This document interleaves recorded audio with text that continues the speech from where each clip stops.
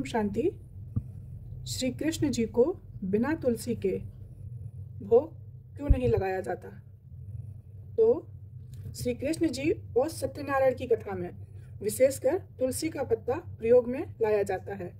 तो हमारे शास्त्रों में हर पूजा सामग्री अपने आप में एक मैसेज लिए हुए है। तो यहाँ तुलसी के बिना भोग न लगाना, इसका क्या मतलब हो सकता है? तो तुलसी एक पवित्रता का सूचक है।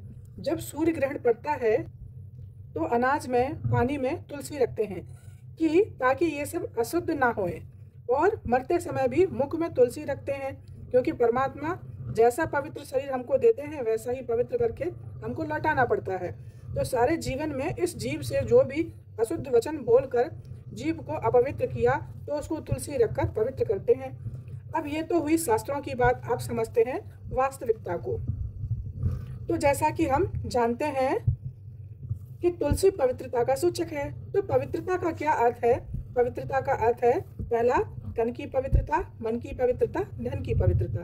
तो तन की पवित्रता को समझते हैं कि तन की पवित्रता का अर्थ है शरीर को शुद्ध रखना, तो है ही।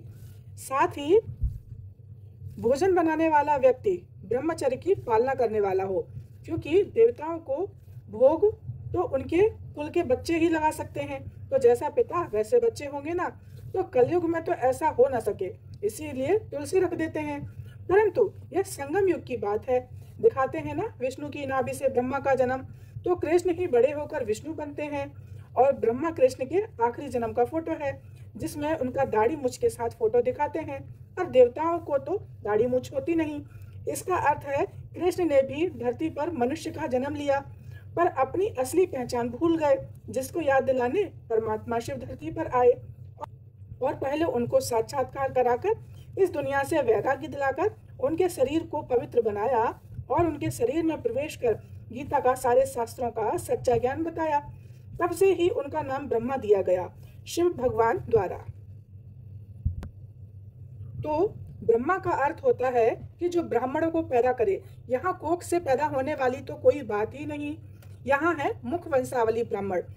यहाँ है मुख वंशावली ब्राह्मण बनाने की बात कि ब्रह्मा द्वारा शिव का सच्चा ज्ञान समझकर जिसने पवित्र जीवन को अपना लिया वह ब्राह्मण बन गया, और इस तरह ब्राह्मणों का परिवार बढ़ता चला गया। जैसे राजा का बेटा राजकुमार और बेटी राजकुमारी कहलाती है, उसी तरह ब्रह्मा के बच्चे ब्रह्म कुमार ब्रह्म कुमारी कहलाते हैं। संगम युग में बने ब्रह्म कुमार कुमारियां ही सतयुग और त्रेता में देवता बनते हैं, और द्वापर से ही ये पंडित कुल के कहलाते हैं। इसीलिए ब्राह्मणों को चोटी दिखाते हैं कि ब्राह्मण कुल सर्वश्रेष्ठ होता है, क्योंकि यह कुल पवित्रता की शक्ति से संसार में आदि सनातन देवी देवता धर्म की स्थापना करता है। संगम युग पर, है ना, संगम युग पर होता है। इसीलिए शिवरात्रि को मनाते हुए 88 वर्ष हो गए हैं। तो जिस दिन भगवान धरती पर आए तब से ही संगम युग की शुरुआत हो गई। नहीं तो गिनती कैसे करते हैं? आए तभी तो गिनती किया ना। तो अभी भगवान आए हुए हैं, जो आप मधुबन, राजस्थान, माउंट आबू जाकर एहसास कर सकते हैं। तो पहले के टाइम में ब्राह्मण को सीधा दिया जाता था, यानी कच्चा राशन, जिससे वे स्वयं पकाकर खाते थे। और ब्राह्मण मांसाहारी भोजन और प्याज लहसुन भी नहीं खाते थे।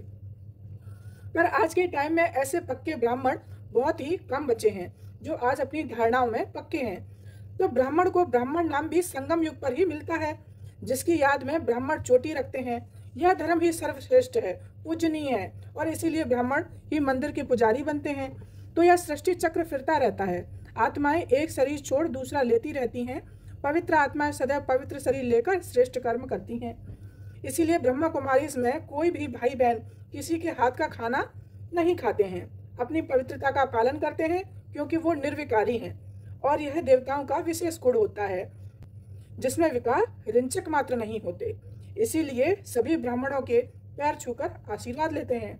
आज के समय में सब लेते हैं ना ब्राह्मणों के पैर छूकर आशीर्वाद। और ब्रह्मा को कमल पर बैठा दिखाया जाना माना इस बात का प्रतीक है कि ब्रह्मा और ब्राह्मण कुल के बच्चे कलयुगी संसार में रहते हुए भी पवित्रता का जीवन जीते हैं। नहीं तो इतना बड़ा कमल होता नहीं, और कमल इतना नाजुक होता है कि कोई व्यक्ति बैठ नहीं सकता, है ना। तो यहाँ पे यह बताया जा रहा है कि कमल के फूल पे ब्रह्मा का बैठा दिखाया जाना इस बात का प्रतीक है कि उन्होंने मनुष्य जीवन रहते हुए भी उन्होंने पवित्रता का पालन किया और पवित्र जीवन जिया। और दूसरा है मन की पवित्रता, यानी भोजन बनाते समय, प्रसाद बनाते समय भजन गाकर सुनकर तब भोजन बनाएं।